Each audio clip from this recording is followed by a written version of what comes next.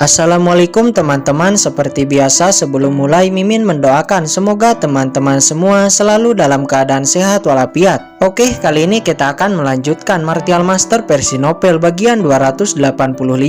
Bagi yang baru bergabung, selamat bergabung. Dan bagi yang belum subscribe dulu lah agar Mimin tambah semangat lagi nih bikin videonya. Oke, kalau sudah kita langsung masuk ke isi ceritanya.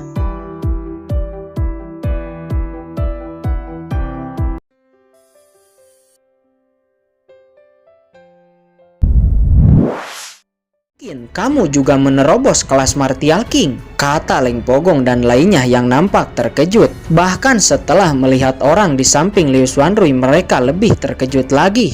Liu Tai, ternyata itu kamu. Bagaimana ini bisa terjadi? Bukankah orang ini sedang sekarat?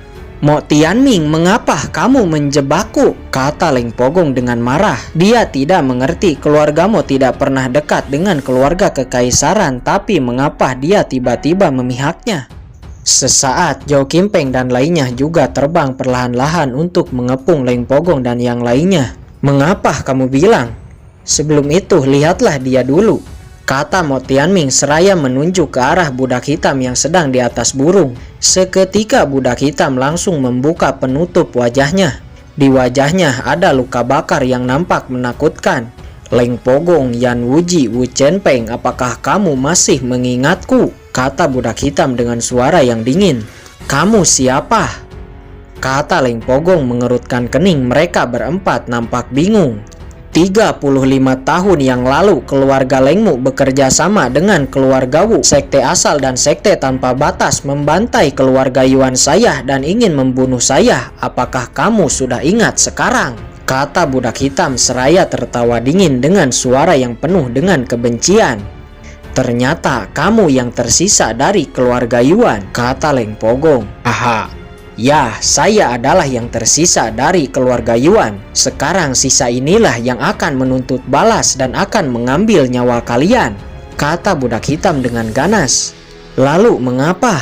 Kata Leng Pogong seraya memandang Mo Tianming. Keluarga Mo saya memiliki hutang nyawa kepada keluarga Yuan.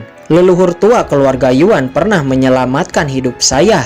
35 tahun yang lalu aliansi keluarga Leng Anda membantai keluarga Yuan. Keluarga Mo saya terlambat memberi bantuan. Selama bertahun-tahun ini saya selalu merasa kesal dengan diri saya sendiri karena gagal memberi pertolongan kepada keluarga Yuan. Namun sekarang tuan muda keluarga Yuan, Heinu, telah kembali. Maka saya sangat senang memiliki kesempatan untuk membantunya membalaskan dendam keluarga Yuan. Mendengar ini Leng Pogong tidak menyangka ternyata keluarga Mo dan keluarga Yuan memiliki hubungan seperti itu. Pada saat ini Zhao Qimpeng, Pu Xinchen dan lainnya sudah benar-benar mengepung Leng Pogong. Jangan bicara omong kosong lagi, ayo balaskan dendam keluarga Yuan, kata Qinchen. Liu Tai melambaikan tangan, segera 7 orang di kelas Martial King melesat menyerang aliansi Leng Pogong yang hanya terdiri dari 4 orang di kelas Martial King. Pertarungan 7 vs 4 pun tidak terelakkan. Pertarungan di kelas Martial King memang sangat menakutkan. Di Xuan dan orang-orang di sektenya hampir tidak bisa melihat gerakan mereka dengan jelas. Mereka hanya mendengar suara-suara gemuruh dan gelombang-gelombang energi bertabrakan di udara. Namun saat ini wajah di Xuan dan orang-orang di sektenya panik. Keadaan sudah berbalik, sekarang mereka bingung apa yang harus dilakukan. Kembali ke pertarungan di langit. Di bawah serangan 7 orang Martial King, Leng Pogong, Yan Wuji, Yue Lengchan dan Wu Chenpeng nampak kelelahan dan terluka setelah beberapa kali pertukaran. 4 versus 7 jelas membuat mereka berempat kewalahan. Zhao Qimpeng, Ye Lo Hongtao, Nan Gongli, kalian adalah 3 pengaruh besar yang tersebar di daratan. Kalian tidak boleh ikut campur dalam masalah internal seperti ini, kata Leng Pogong. Papilun Cendi adalah papilun utama saya. Kamu ingin membunuh penguasa papilun Cendi, bagaimana mungkin saya tidak ikut campur, kata Zhao Qimpeng. Ya, itu benar. Jika ada yang harus disalahkan, salahkanlah dirimu sendiri karena telah berani membuat masalah dengan Qinchen, kata Nan Gongli dan Ye Lo Hongtao. Mengapa bocah itu lagi? Dasar bocah sialan, kata Leng Pogong. Memikirkan hal ini, tiba-tiba sebuah jalan keluar terlintas di pikirannya. Jalan satu-satunya agar kita bisa melarikan diri adalah dengan menangkap bocah itu dan menjadikannya sebagai sandera, kata Leng Pogong. Yan Wuji, Yue Lengchan, dan Wu Chenpeng ketiganya kemudian mengerti. Sebuah pedang separ kecil muncul di tangan Yan Wuji dan dengan kendalinya, boom, itu meledak, membuat Zhou Qimpeng dan lainnya mundur beberapa langkah. Tangkap anak itu! Segera Leng Pogong melesat ke arah Qin Chen. Sementara Yan Wuji melawan Liu Tai, Wu Chenpeng melawan Pu Xincheng dan Liu Xuanrui, sedangkan Yue Lengchan melawan Zhou Qimpeng, Nan Gongli, dan Ye Lo Hongtao. Ternyata kamu telah menerobos kelas Martial King tahap tengah, kata Yan Wuji kepada Liu Tai. Segera setelah itu, Yan Wuji langsung mengeluarkan Bloodline pedang padat miliknya, sedangkan Liu Tai mengeluarkan Bloodline harimau surgawinya. Seketika bayangan pedang dan bayangan harimau bertabrakan. Boom! Dalam tabrakan ini, bayangan pedang Yan Wuji langsung hancur dan serpihan-serpihannya jatuh ke arah Di Xuan dan sektenya, membuat mereka ketar-ketir. Di saat bersamaan, sebuah harta karun bumi persegi muncul di tangan Wu Chenpeng. Di bawah kendalinya, harta itu berfluktuasi dan langsung mekar di atas kepalanya. Dengan kendalinya, sebuah serangan seperti benang berwarna putih yang tajam langsung melesat dari harta itu. Dan dikombinasikan dengan bloodline-nya, dia dapat menahan Pu Xincheng dan Liu Xuanrui. Sementara di sisi lain, Zhou Qimpeng, Nan Gongli, dan Ye Lo Hongtao mengambil langkah untuk memblokir Leng Pogong yang datang ke Qin Chen. Lawanmu adalah aku, kata Yue Lengchan. Di saat kata-katanya jatuh, sebuah 3 cloning muncul darinya dan bergegas menyerang Zhou Qimpeng, Ye Lo Hongtao, dan Nan Gongli. Apa? Teknik macam apa ini? Kata Zhou Qimpeng. Sedangkan Leng Pogong, dia melesat secepat kilat. Dengan tinjunya dia menerjang ke arah Qin Chen. Tuan, hati-hati, kata budak hitam seraya mendesak spanduk setan langit untuk memblokir Leng Pogong. Namun dengan mudah Leng Pogong melewatinya. Hanya di kelas Martial Venerable beraninya mau menghentikanku. Anak keluarga Yuan, hari ini adalah hari kematianmu juga, kata Leng Pogong. Di matanya, Qin Chen dan budak hitam hanya di kelas Martial Venerable, dia sama sekali tidak menganggapnya ancaman, bahkan walaupun sekarang dirinya sedang terluka. Di saat serangan Leng Pogong akan mendarat kepada Qin Chen, budak hitam langsung mengeluarkan tombak esnya. Pada dasarnya tombak es ini adalah harta tingkat 7. Bayangan naga es samar-samar muncul dan boom, tinju Leng Pogong bertabrakan dengan tombak es. Seketika budak hitam terpental, jungkir balik jatuh ke tanah sebelum akhirnya berhenti dan menyemburkan seteguk darah. Namun Leng Pogong juga terpental dan memuntahkan seteguk darah lagi.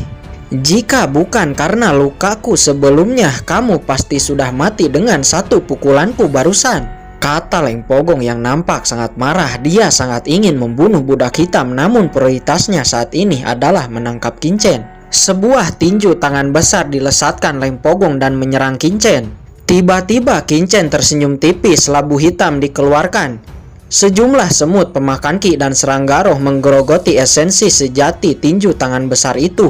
Di saat bersamaan, pedang karat melesat dengan cepat menembus pertahanan Leng Pogong dan menusuk dadanya. Untungnya reaksi Leng Pogong sedikit cepat, dia masih bisa mundur walaupun pedang karat sedikit menusuk dadanya.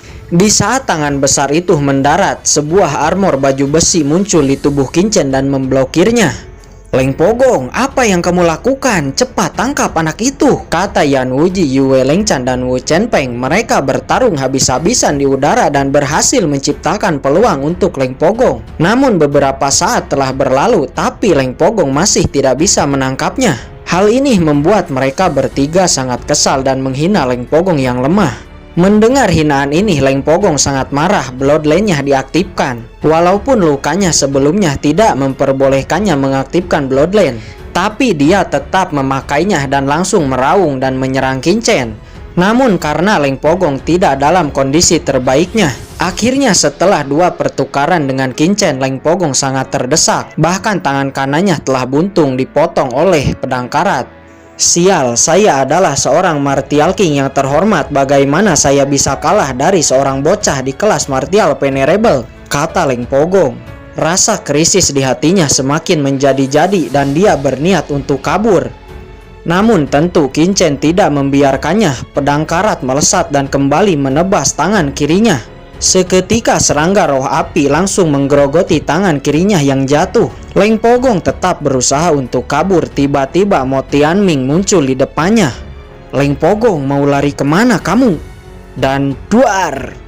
Telapak tangan Mo Tianming langsung menghantam kepala Leng Pogong, membuatnya terhempas dan tersungkur di hadapan Qin-Chen. "Budak hitam, selesaikan dendammu dengan orang ini," kata Qin-Chen seraya menghantam Leng Pogong dan jatuh ke hadapan budak hitam. Budak hitam menyeka darah dari mulutnya, matanya memerah memancarkan dendam yang sangat dalam. Dia memegang tombak es. "Tidak, jangan," kata Leng Pogong yang nampak ketakutan. Namun, sret! Tombak es langsung menusuknya. Seketika Leng Pogong, leluhur keluarga Leng yang terhormat, mati di tangan budak hitam. Bahkan budak hitam hampir menangis. Sekarang dendam keluarganya telah ia balaskan. Ini adalah tujuannya selama ini akhirnya tercapai. Di langit, melihat Leng Pogong mati, Yan Wuji, Yue Lenchan, dan Wu Chengpeng terkejut. Saat ini hanya satu yang mereka pikirkan, yaitu pergi dari sini.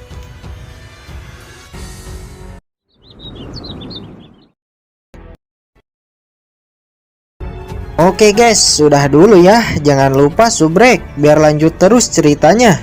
Bagi yang sudah subrek, mudah-mudahan dimudahkan rezekinya. Mimin undur diri. See you next and goodbye.